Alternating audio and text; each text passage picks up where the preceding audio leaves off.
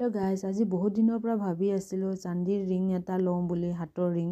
চ' মই ফাইনেলি আজি চান্দিৰ দোকানত আহিলোঁ হাতৰ ৰিং ল'বৰ কাৰণে। ৰিংটো বহুত ভেৰাইটিজ আছিল, বহুত ধুনীয়া ধুনীয়া ডিজাইনৰ আছিল, গোটেইকেইটাই ধুনীয়া আছিল।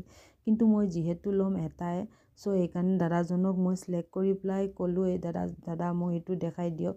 দাদাজনে দেখাই দিলে মোক।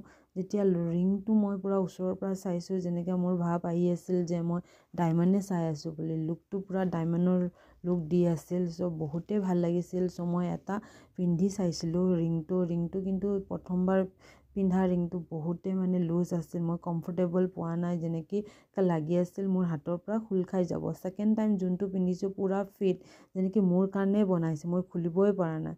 আপোনালোকে কমেণ্ট কৰি জনাই দিব মোৰ ৰিংটো কেনেকুৱা লাগিছে মোৰ হাতত। তাৰপিছত ইমানেই টাইট আছিল, দাদাজনে মানে টানি টানি খুলি দিব বিচাৰি, লাষ্টত মই ক'লোঁ দাদা মই নিজে খোলোঁ, আপুনি